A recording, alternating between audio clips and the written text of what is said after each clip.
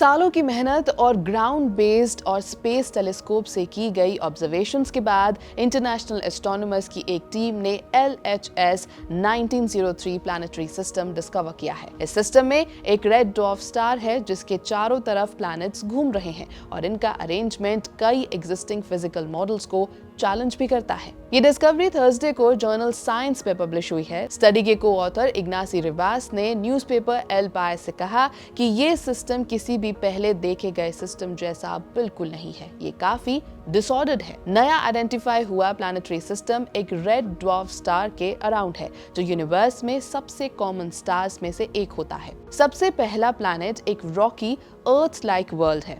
उसके बाद दो मीडियम साइज प्लैनेट्स हैं जिनके पास नेपट्यून जैसे गैसियस एनवेलप्स भी हैं। ये सब चीजें अभी तक एस्ट्रोनॉमर्स के लिए नॉर्मल ही मानी जाती थी, लेकिन जो बात सच में सरप्राइजिंग है वो है चौथे रॉकी अर्थ लाइक प्लैनेट की प्रेजेंस। ऐसा पहले कभी नहीं देखा गया, जबकि अब तक 6000 से ज्यादा एक्सोप्लैनेट्स और लगभग 4500 प्लैनेटरी सिस्टम्स डिस्कवर हो चुके हैं। यही वो प्लैनेटरी सिस्टम है जिसके पास दो धरती जैसे प्लैनेट्स हैं। LHS 1903 स्टार लगभग 120 लाइट ईयर्स दूर है धरती से।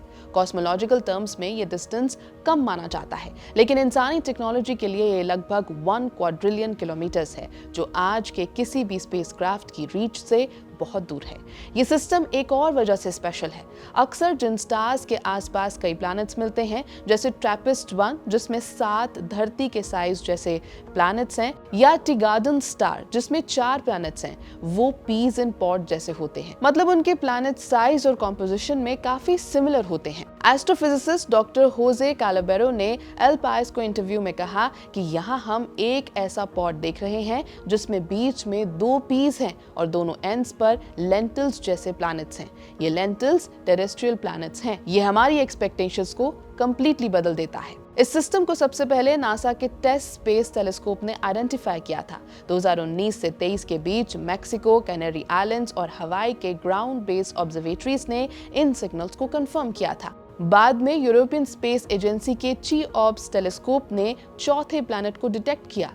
इस प्लैनेट का रेडियस धरती से 1.7 गुना बड़ा है और इसका मास 6 गुना ज्यादा है, जिसका मतलब है कि इसकी डेंसिटी हमारे प्लैनेट जैसी ही है। इस रिसर्च में 17 देशों के 150 से ज्यादा एस्ट्रोनॉमर्स ने कंट्रीब्यूट किया है। साइंटिस्ट का मानना है कि ये डिस्कवरी प्लैनेटरी सिस्टम्स की स्ट्रक्चर और फॉर्मेशन को समझने में बहुत ज्यादा मदद करेगी। यूरोपियन स्पेस एजेंसी के कैरेक्टराइजिंग एक्सोप्लैनेट सैटेलाइट यानी कि ची-ऑप्स का यूज करते हुए रिसर्चर्स ने यह डिस्कवर किया है कि रेड ड्वार्फ स्टार LHS 1903 के आसपास जो प्लैनेटरी सिस्टम है वो हमारे सोलर सिस्टम और यूनिवर्स के कई दूसरे सिस्टम्स जैसे फेमिलियर पैटर्न को फॉलो नहीं करता। कई दशकों से साइंटिस्ट का मानना रहा है कि प्लैनेटरी सिस्टम्स आमतौर पर इस तरह बनते हैं कि रॉकी प्लैनेट्स स्टार के पास होते हैं और गैस रिच प्लैनेट्स दूर होते हैं। इस अरेंजमेंट को प्लैनेट फॉर्मेशन मॉडल्स एक्सप्लेन करते हैं।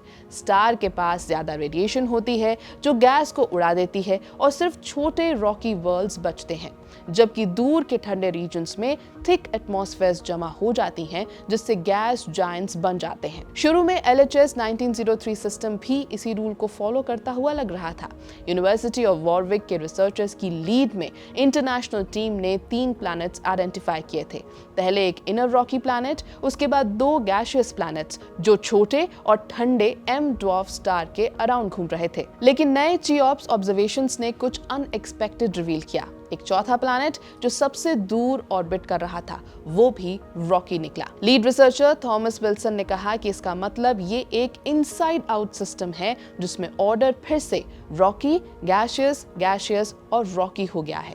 रॉकी प्लैनेट्स यूजुअली अपने होम स्टार से इतनी दूर नहीं बनते। इस डिस्कवरी के बाद साइंटिस्ट ने कई एक्सप्लेनेशंस टेस्ट की। उन्होंने सोचा कि शायद किसी कोलिजन ने इस प्लैनेट का एटमॉस्फेयर स्ट्रिप कर दिया हो, या फिर टाइम के साथ प्लैनेट्स ने माइग्रेट करके अपनी पोजीशंस स्वैप कर ली हों। लेकिन कंप्यूटर सिमुलेशंस और ऑर्बिटल कैलकुलेशंस ने इन पॉसिबिलिटीज को रूल आउट कर दिया है। इसके बाद रिसर्चर्स एक ज्यादा इंटरेस्टिंग एक्सप्लेनेशन पर पहुंचे कि शायद प्लैनेट्स एक साथ नहीं बल्कि एक-एक के बाद बने हों। इस थ्योरी को इनसाइड आउट प्लैनेट फॉर्मेशन कहा जाता है। इसके मुताबिक स्टार के प्रोटोप्लैनेटरी डिस्क ने टाइम के साथ सीक्वेंशली प्लैनेट्स बनाए। जब आउटर मोस्ट रॉकी प्लैनेट बना तब तक सिस्टम की ज्यादा गैस खत्म हो चुकी थी और सिर्फ सॉलिड मटेरियल बचा था, जिससे एक छोटा रॉकी वर्ल्ड बन गया। इसका मतलब ये हुआ कि outer planet gas depleted environment में बना, जो पहले बहुत कम ऑब्जर्व हुआ है। साइंटिस्ट ये भी क्वेश्चन कर रहे हैं कि सिर्फ एक सिस्टम के बेसिस पर पुरानी थ्योरीज को कंप्लीटली रिजेक्ट नहीं किया जा सकता। फिर भी ये डिस्कवरी दिखाती है कि जैसे जैसे नए एक्सोप्लैनेट्स मिल रहे हैं, प्लैनेटरी साइंस का पर्सपेक्टिव बदल जरूर रहा है। जैसे जैसे एडवांस टेलीस्कोप से और अनयूजुअल प्लैनेटरी सिस्टम्स ऑब्जर्व होंगे, एस्ट्रोनॉमर्स ये सवाल और भी ज्यादा पूछने लगेंगे कि क्या हमारा सोलर सिस्टम सच में नॉर्मल है या फिर ये सिर्फ एक एग्जाम्पल है एक बहुत ज्यादा डाइवर्स कॉस्मिक फैमिली का। ये है एबीपी लाइव, मेरा नाम है श्वेता शर्मा।